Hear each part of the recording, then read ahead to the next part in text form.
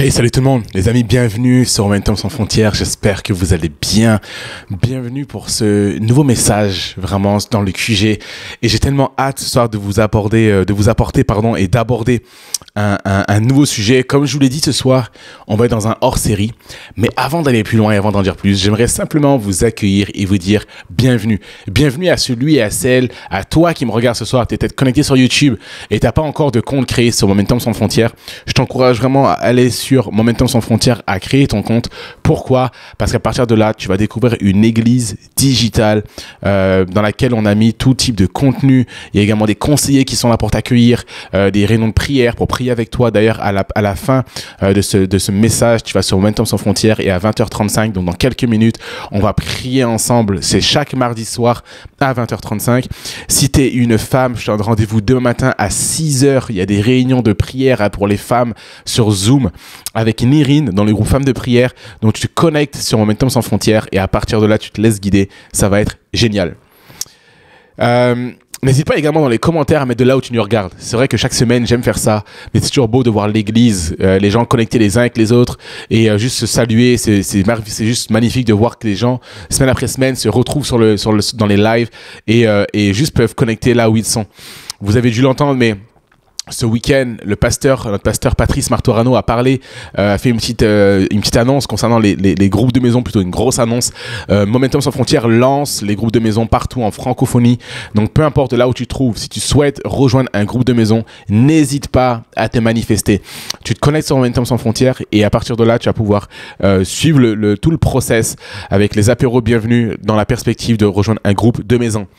Les amis, ce soir, on va être dans un message hors série, un thème que j'apprécie et que je trouve qu'on n'aborde pas forcément très souvent. Et ce soir, j'ai vraiment à cœur de vous partager un message autour de la foi et du travail. La foi et le travail. Quand il est question de travail, quelle place occupe la foi, concrètement? Quelle place occupe la foi lorsqu'il est question de travail? Devrions-nous parler de Jésus à chacun de nos collègues? À chaque fois que l'on croise quelqu'un dans les couloirs ou dans nos études ou dans les couloirs, est-ce qu'on devrait parler de Jésus à chaque personne? Comment être un témoin pertinent sur notre lieu de travail? C'est également une question que je me pose à moi, que je me suis posé dans le passé, que je me pose encore aujourd'hui et que je vous pose à vous qui êtes là connectés ce soir. J'ai rencontré des personnes parfois qui s'empressent pour donner des conseils en disant que ouais, on devrait parler de Jésus à toutes les personnes que l'on croise et si on le fait pas, en fait, on n'est pas vraiment des disciples de Christ, etc. Donc en creusant un peu, je m'aperçois que ces personnes-là, soit elles n'ont pas de travail ou simplement soit ces personnes-là, elles ne portent pas de fruits. Donc ce soir, l'objectif de ce message n'est pas de donner des conseils que j'ai peut-être pu lire dans un livre sans chercher à les vivre et à les appliquer dans mon quotidien. Mais les amis, ce soir, il va être question de m'appuyer sur la parole de Dieu et vous parler de clés, de choses que j'ai pu expérimenter au cours de ma vie dans les différents postes que j'ai pu occuper. Donc, ça va être un message qui est très simple. Je ne pars pas du principe où 100% des clés sur comment amener l'évangile, comment être pertinent pour vivre sa foi sur son lieu de travail. Je ne dis pas que toutes les choses seront partagées ce soir dans cette vidéo.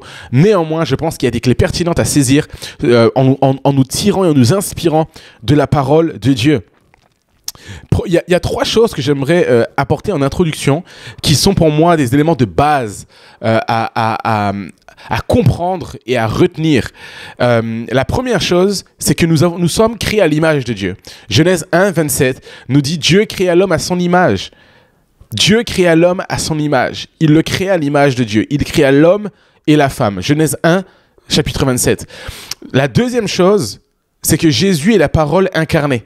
C'est vraiment important de réaliser que Jésus est la parole incarnée. Jésus n'est pas une parole. Jésus n'est pas une vérité parmi tant d'autres. Jésus est la vérité. Il est la parole dans sa globalité qui est incarnée. Lorsque Jésus est venu sur terre, il était et il est encore cette parole incarnée. La Bible nous dit dans Jean chapitre 1, verset 1.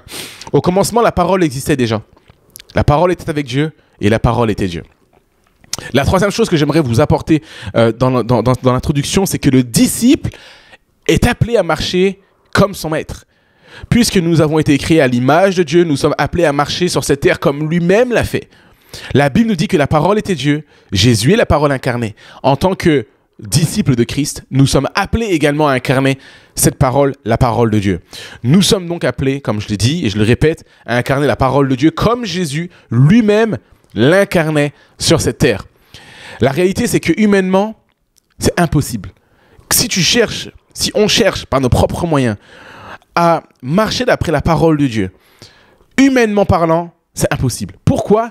Parce qu'il y a cette réalité où il y a des choses, marcher selon Dieu, ça nécessite également d'être rempli de l'Esprit de Dieu, avoir le Saint-Esprit. Parce qu'il y a des choses que la chair va nous dire, « Hey, j'ai pas envie de les faire », mais parce que tu es rempli du Saint-Esprit, parce que le Saint-Esprit habite en toi, il y a des choses que même si la chair te dit non, l'Esprit va te dire oui. Et alors, on sera en mesure de soumettre nos désirs charnels à ceux de l'Esprit. Jean chapitre 16, verset 3, Jésus va dire « Quand le défenseur sera venu, l'Esprit de la vérité, il vous conduira dans toute la vérité. Car il ne parlera pas de lui-même, mais il dira tout ce qu'il aura entendu et vous annoncera les choses à venir. » C'est important de réaliser, les amis, ces quelques éléments de base qu'on met dans l'introduction. Lorsqu'on comprend que le disciple marche comme son maître, alors nous agissons comme lui a agi. Lorsque nous incarnons la parole de Dieu, ce n'est plus nous qui nous exprimons, mais c'est Dieu qui s'exprime à travers nous. Donc, ce n'est incarner la parole de Dieu, c'est laisser Dieu parler et agir à travers nous. Le titre de mon premier point ce soir, et je pense que j'aurai le temps à peine de vous aborder juste un point ce soir, mais s'il y a quelqu'un qui a soif, si tu es derrière ton écran et tu as soif de pouvoir grandir avec Dieu, tu as soif de recevoir des clés, tu as soif de révélations fraîches, mets-moi dans les commentaires un grand amen, mets-moi un pouce maintenant dans les commentaires si tu as soif de révélation, soif de découvrir des nouvelles choses au niveau de ta foi et surtout très pratique sur comment vivre ta foi sur ton lieu de travail. Le titre de mon premier point ce soir, je l'ai dit et je le répète, c'est un témoignage incarné. La question que j'aimerais te poser à toi aujourd'hui, c'est pourquoi ce travail? Pourquoi ce travail? Pourquoi tu travailles dans l'environnement où tu te trouves? Pourquoi ces études? Pourquoi tu fais ce que tu fais? Pourquoi? Tu travailles pour arrondir les fins de mois? Tu travailles parce que tu n'as trouvé que ça? Tu travailles parce que tu as un besoin de faire entrer de l'argent à la maison? Tu travailles parce que tes disciples te disent que tu ne mérites, tes diplômes te disent que tu ne mérites pas mieux. Donc du coup, tu as ce poste un peu par dépit. Pourquoi tu fais ce que tu fais? Même si certaines personnes, parfois, certaines de nos motivations, de base, ne sont pas forcément les bonnes, nos motivations ne devraient jamais nous empêcher d'accomplir ce pourquoi nous avons été créés, les amis. Je répète, même si nos motivations de base ne sont pas forcément bonnes, nos motivations ne devraient jamais nous empêcher d'accomplir ce pourquoi nous avons été créés. Être un témoin vivant de Jésus-Christ. Peu importe ton travail, ne laisse jamais ta fonction t'empêcher d'accomplir ta mission. Tout le temps où la rémunération est plus importante que la mission, je ne peux pas prétendre à quelconque onction. Je répète ceci. Peu importe le travail, ne laisse jamais ta fonction t'empêcher d'accomplir ta mission. Tout le temps où la rémunération est plus importante que la mission, je ne peux pas prétendre à quelconque onction. Lorsque j'étudie le passage du combat entre David et Goliath, je réalise quelque chose. Mais quelques temps auparavant, vous vous souvenez, il y a David et Goliath qui sont là, il y a cette fameuse scène que si tu me regardes ce soir, tu n'es pas chrétien et j'imagine que toi-même tu connais cette histoire, David et Goliath. Mais ce soir, tu sois chrétien ou pas chrétien, on connaît tous ce combat entre le petit David et le géant de Goliath. Mais j'aimerais juste qu'on puisse revenir un peu quelques temps auparavant. Saül, le roi d'Israël, a été rejeté par Dieu. Pourquoi? Parce qu'il a préféré les gains. Il a préféré les rémunérations à l'obéissance. Il avait une mission, celle de vouer à la destruction tout le peuple, mais il a épargné le roi Agag et les meilleures brebis, bœufs et toutes les choses qui étaient bonnes. Ceux qui veulent découvrir cette histoire, allez dans 1 Samuel chapitre 15 et vous allez découvrir cela. 1 Samuel 15, 7 nous dit « Alors Saül battit les Amalécites de Havila jusqu'à Shur, à l'est de l'Égypte. Il massacra toute la population, sauf Agag, le roi, qui fit prisonnier Saül et ses soldats épargnèrent Agag, ainsi que tout ce qu'il y avait de meilleur dans le bétail, bœufs et moutons, bêtes vigoureuses et agneaux, en somme, toutes les bêtes de valeur. Ils ne détruisirent que ce qui était sans valeur et sans intérêt. » Les amis, j'aimerais parler à quelqu'un ce soir. Lorsque Dieu dit tout, c'est tout. Nous, on a tendance à dire, « Ok Seigneur, je te donne tout, sauf. » Mais lorsque Dieu dit tout, c'est tout. Il n'y a pas de « Seigneur, je te donne tout, sauf ça », tu vois. Non. Là, Dieu a dit, tu détruiras tout. Tu vas tout vouer à la destruction. Qu'est-ce qu'a fait Saül? Saül a tout détruit, sauf Agag et les meilleures parties de la rémunération de la récolte. Le sauf ne permet pas à Dieu de demeurer là où il avait décidé de rester. Si nous plaçons notre volonté au-dessus de celle de Dieu, alors nous le chassons en dehors de nos vies. C'est une réalité, les amis. Je le répète, si nous plaçons notre volonté au-dessus de celle de Dieu, alors nous le chassons en dehors de notre vie. Regardez un jour, alors que Goliath sortait des rangs pour lancer le défi à l'armée d'Israël, la Bible nous dit que Saül et Israël furent effrayés et remplis de peur. Dans une autre version, il s'est écrit « écrasé de terreur ». Et j'ai cherché encore dans une autre version. Et là, on peut lire « paralysé par la peur ». Saül et toute l'armée étaient paralysés par la peur. Il y a quelque chose de plus grand que la rémunération. On doit tous le comprendre ce soir. Il y a quelque chose de plus grand que la rémunération. C'est le Dieu de la rémunération. Le respect du nom de Dieu comptait plus que n'importe quelle autre chose aux yeux de David. Et j'aimerais poser la question ce soir. Est-ce que le nom de Dieu est la chose qui compte le plus pour toi dans ta vie? Le respect du nom de Dieu, le fait d'honorer la personne de Dieu, cette sainte crainte de qui est Dieu. Notre fonction limite notre champ d'action, mais notre obéissance nous propulse dans une autre dimension. Notre fonction limite notre champ d'action, mais notre obéissance nous propulse dans une autre dimension. Comment un jeune garçon qui garde les moutons de son père peut se retrouver face à un roi sur un champ de bataille pour l'encourager? C'est exactement ce qui s'est passé dans la scène avec David lorsqu'il va voir Saül. Saül est le roi d'Israël à ce moment-là. David est un petit berger. Son père, à un moment donné, David garde les troupeaux de son père. Son père lui donne à manger. Hey, va donner à manger à tes frères sur le champ de bataille. Prends les nouvelles et puis reviens me voir. Comment un petit garçon peut se retrouver face à un roi en train de l'encourager? Quand on obéit à la parole de Dieu, on n'agit plus selon l'ordre humain, mais selon l'ordre divin. Les codes, les limites que peuvent définir les hommes sont repoussés pour laisser place à la manifestation de la puissance de Dieu. Obéis dans l'ombre. Honore les missions que l'on te confie quand ton seul public, c'est Dieu. Parce que le jour où tu devras agir dans la lumière, tu n'attendras pas le soutien d'un autre public que celui de Jésus pour obéir et remporter des victoires. Je répète ça, les amis, come on. Obéis dans l'ombre. Honore les missions que l'on te confie quand tu es seul et quand ton seul public est Jésus. Pourquoi? Parce que le jour où tu devras agir dans la lumière, tu n'attendras pas le soutien d'un autre public que celui de Jésus pour obéir et remporter des victoires. Avant de vaincre des Goliaths dans la lumière, apprenons à vaincre des lions et des ours dans l'ombre. C'est une leçon que David nous apprend qui est juste extraordinaire. Parfois, on est là et puis on veut briller, on veut être sur l'estrade. C'est la génération réseaux sociaux, on veut avoir des likes, on veut être followé, on veut faire des choses en public, on veut être acclamé, on veut être applaudi, on veut que les gens nous voient, on veut que les gens puissent nous valider, on veut que les gens nous disent « Hey, ce que tu fais, c'est extraordinaire, c'est top !» On veut tous marquer notre génération, à plus ou moins grande échelle. Mais avant de vaincre des Goliaths, dans la lumière, apprenons à tuer des ours et des lions dans les ténèbres, dans le secret, dans l'ombre, là où personne ne nous voit. Et ne cherchons pas que les gens puissent nous applaudir ou nous valider, mais cherchons, les amis, simplement l'obéissance lorsque Dieu nous confie une mission afin de la mener à son bien, parce que lui seul est capable de nous valider, de nous approuver, et à lui seul revient toute la gloire. Avant de passer à un autre point, j'aimerais juste insister sur un dernier point ici. Lorsque tu es fidèle à la mission qui t'est confiée, ta réputation te précède. Lorsqu'on est fidèle dans les missions qu'on nous confie et qu'on réussit avec succès, fidélité, loyauté, les missions qui nous sont confiées, ce qui se passe, les amis, c'est que notre réputation nous précède. Extraordinaire. Notre réputation nous précède. Parfois, nous cherchons à nous mettre en avant et prouver que nous sommes la personne idéale, le gendre idéal, le candidat idéal. Lorsque nous marchons dans l'obéissance, nous n'avons pas besoin de nous promouvoir. Nous attendons avec patience l'appel de celui qui positionne selon son bon vouloir.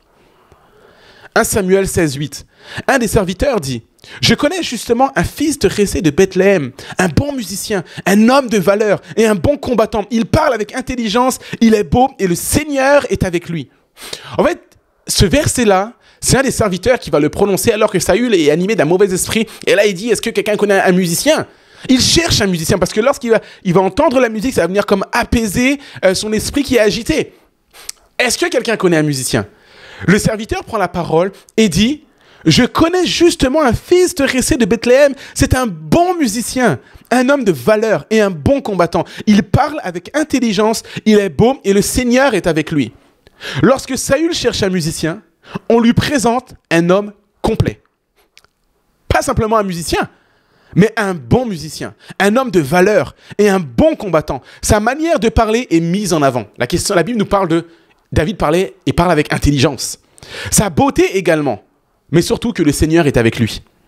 Que disent les gens de nous? Que disent les gens de toi? Quel est ton témoignage? De quelle manière les gens parlent de toi? Comment travaillons-nous? Quel est notre témoignage? La manière dont je perçois mon travail définira le comment de son accomplissement. La manière dont je perçois mon travail définira le comment de son accomplissement. Je répète une dernière fois, peut-être pour ceux qui veulent prendre des notes.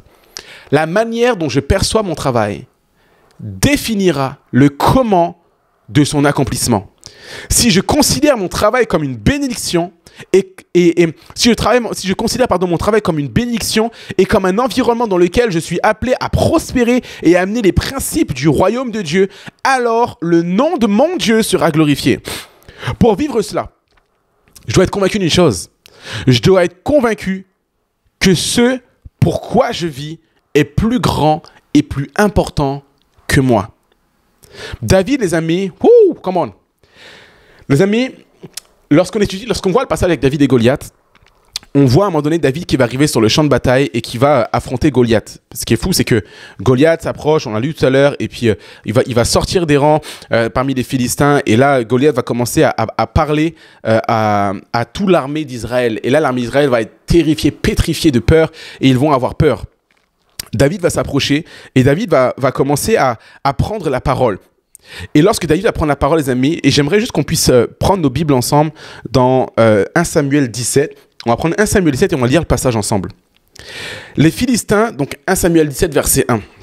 Les Philistins réunirent leurs troupes pour faire la guerre et ils se rassemblèrent à Soko, ville qui appartient à Juda. Ils installèrent leur camp entre Soko et Azekah, à Éphès d'Amim. Saül et les hommes d'Israël se rassemblèrent aussi. Ils installèrent leur camp dans la vallée d'Éla et ils se rangèrent en ordre de bataille contre les Philistins. Les Philistins se tenaient sur une montagne et Israël sur celle d'en face. La vallée les séparait. Un homme sortit alors du camp des Philistins et s'avança entre les deux armées. Il s'appelait Goliath. Il venait de Gath et mesurait environ 3 mètres. Il avait sur la tête un casque en bronze et il portait une cuirasse à écailles en bronze qui pesait près de 60 kilos. Il avait des jambières en bronze et tenait un javelot en bronze en bandoulière. Le bois de sa lance avait la grosseur d'un cylindre de métier à tisser et la lance en fer pesait 7 kilos. Celui qui portait son bouclier marchait devant lui. Le Philistin s'arrêta et s'adressa aux troupes d'Israël rangées en ordre de bataille. Il leur cria: « Pourquoi sortez-vous pour vous ranger en ordre de bataille? Ne suis-je pas le Philistin et n'êtes-vous pas des esclaves de Saül? Choisissez un homme qui descende contre moi. S'il peut me battre et qu'il me tue, nous serons vos esclaves. Mais si je l'emporte sur lui et que je le tue, vous serez nos esclaves et vous nous servirez. » Le Philistin dit encore: « Je jette aujourd'hui un défi à l'armée d'Israël. Donnez-moi un homme pour que nous nous battions ensemble. » En entendant ces paroles du Philistin, Saül et tout l'Israël furent effrayés et remplis de peur. Comment? Les amis, je ne peux pas terminer le texte ici. On va continuer, verset 12. Or, David était le fils de l'Éphrasien de Bethléem, en Juda, nommé Isaïe, qui avait 8 fils. À l'époque de Saül, cet homme était vieux, d'un âge avancé.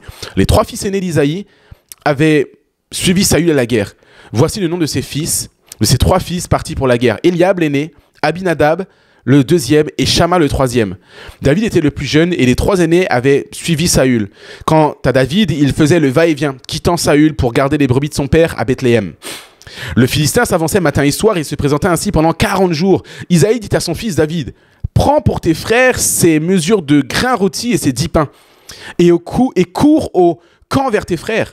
Porte aussi ces 10 fromages aux chefs de leurs milliers. Tu verras si tes frères se portent bien et tu m'en apporteras une preuve de leur part. » Ils sont avec Saül et tous les hommes d'Israël dans la vallée d'Éla et ils y sont Et ils y font la guerre aux Philistins.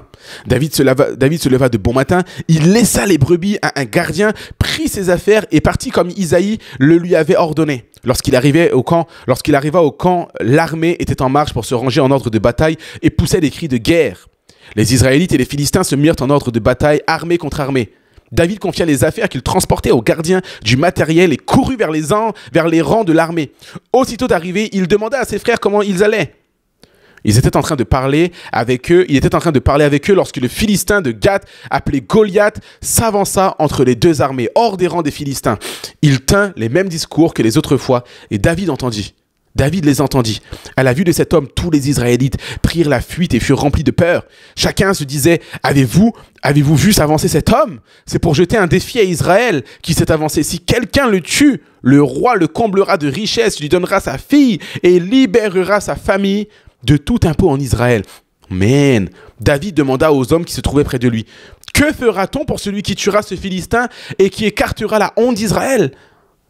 Qui est donc ce Philistin, cet incirconcis, pour insulter l'armée du Dieu vivant? Les amis, la suite de l'histoire est extraordinaire.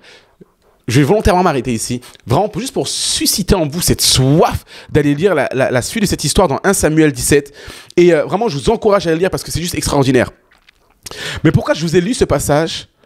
C'est tout simplement parce que lorsqu'on regarde ce texte, on voit David qui va affronter Goliath. Et je me suis posé une question. Est-ce que David va affronter Goliath parce que sa motivation est de vaincre Goliath? Ou est-ce que quelque part, David ne se serait pas avancé plutôt pour faire respecter le nom de Dieu, pour ôter l'opprobre qu'a mis sur l'armée d'Israël et ainsi sur Dieu, Goliath? Est-ce que David, au fait, il ne s'est pas avancé plutôt pour faire justice? Ok, il y a une opprobre, une insulte qui a été faite à l'armée d'Israël, une insulte qui a été faite vis-à-vis de Dieu, et je ne peux pas tolérer ça. Et ça va malheureusement passer par un combat, et ce combat va se solder par la mort de Goliath. Et là, je me dis, en fait, l'objectif est d'enlever l'opprobre qu'a amené Goliath sur l'armée d'Israël et sur Dieu.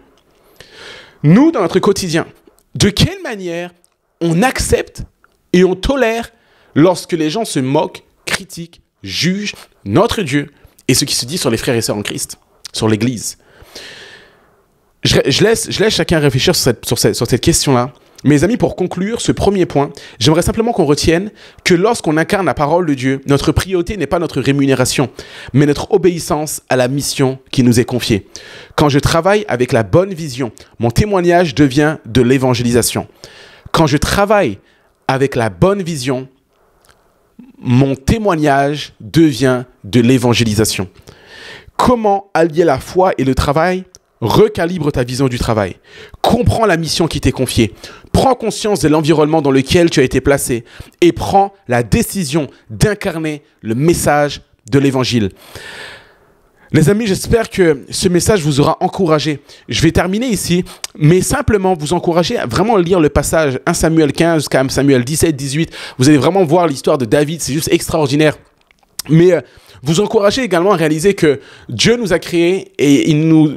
avec des missions, un mandat sur cette terre. Et vraiment, je vous encourage vivement à méditer, à prendre le temps, à réfléchir. Ok, Seigneur, qu'attends-tu de moi? Qu'as-tu mis entre mes mains? Et réaliser que le travail, l'école, les études, ce que tu fais aujourd'hui, il n'y a pas de hasard. Et que certainement, Dieu également t'a placé dans cet environnement-là, dans ce lieu-là, dans ces études-là, dans ce travail-là, pour que tu sois une lumière et une bénédiction pour ceux qui t'entourent. Lorsqu'on arrive dans un environnement, nous ne sommes pas appelés à l'assombrir, mais au contraire à éclairer les gens qui marchent dans les ténèbres. Et je crois vraiment qu'il y a une différence qui peut être amenée lorsque nous marchons à la lumière de Dieu, lorsque nous prenons la décision d'incarner le message de l'Évangile. Je crois que partout où on va, on est amené également, les amis, à faire une différence. Parce qu'on laisse le Saint-Esprit agir à travers nous. Donc j'aimerais simplement t'encourager, toi qui regardes cette vidéo ce soir. Si ce soir tu veux prendre la décision, je dirais, hey, JM, je veux recalibrer ma vision. Comme une restauration de la manière de voir, de percevoir et de concevoir mon travail. Si c'est ton cas ce soir, mon appel va être simple. Mets-moi simplement dans les commentaires un pouce ou juste une main ou moi. Tu manifestes ça dans les commentaires. Si ce soir tu veux prendre la décision, après le visionnage de cette vidéo, si tu le regardes en replay, tu dirais, hey, je prends la décision cette semaine de considérer mon travail différemment, d'aller sur mon lieu de travail avec une autre vision, une autre perspective, celle d'incarner l'évangile, d'honorer la mission que Dieu m'a confiée afin que Dieu puisse m'utiliser et s'exprimer à travers moi.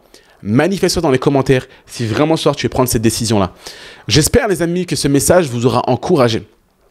J'ai juste terminé avec un mot de prière et je vous donne rendez-vous demain matin à 6 h pour toutes les femmes sur le Zoom, dans le groupe Femmes de prière sur Momentum Sans Frontières, pour que vous puissiez avoir un temps de prière ensemble. Et si tu nous regardes, dans quelques minutes, à 20h35, c'est chaque mardi soir, il y a une réunion de prière sur Momentum Sans Frontières. Papa, je te prie vraiment et je te dis merci infiniment pour ce message. Seigneur, je prie qu'il s'ancre dans les cœurs. Je prie qu'il porte du fruit. Seigneur, je prie que tu puisses parler à quelqu'un aujourd'hui. Ma prière, c'est que des vies changent, que nous puissions réaliser, Seigneur, que notre mission également, c'est de refléter, Seigneur, qui tu es, d'incarner ta parole, mais également être des témoins vivants dans ce monde et sur cette terre. Ma prière, Seigneur, ce soir, c'est que tu puisses vraiment nous visiter, Saint-Esprit, faire de nous également des ambassadeurs de Christ, des hommes et des femmes qui marchent fidèlement juste à ta suite. Seigneur, je prie pour toutes ces personnes qui prennent la décision ce soir. Je prie en cet instant, Saint-Esprit, souffle sur eux. Amène-les vraiment à avoir une vision nouvelle alors qu'ils vont se réveiller, alors qu'ils vont se lever et ils vont aller travailler ou étudier. Je prie qu'ils aient un impact dans le nom de Jésus-Christ sur la vie de ceux et de celles qui vont croiser, qu'ils travaillent dans l'ombre afin que le jour où tu vas dire c'est le moment, c'est maintenant et qu'ils seront dans la lumière, ils ne puissent pas attendre la validation ou l'approbation des hommes, mais qu'ils puissent simplement obéir à ton appel, obéir à ta voix et que l'impact soit puissant. Alors dans le nom de Jésus, façonne, modèle et bâtis vraiment dans le cœur de ceux et de celles ce soir qui prennent la décision d'aller plus loin, vraiment une passion, un feu et une fidélité qui va rester à toute épreuve dans le nom de Jésus-Christ. Amen. Les amis, passez une excellente fin de soirée. Si tu regardes cette vidéo en replay, passe une belle journée. N'hésite pas encore à te connecter sur Momentum Sans Frontières et à t'inscrire aux apéros de bienvenue. Si tu veux participer également au futur groupe de maison et qu'on puisse venir à côté de chez toi, te former et également implanter des groupes de maison, on sera hyper honorés et enchantés de le faire. Je te dis à très très vite sur Momentum Sans Frontières. Ciao, ciao.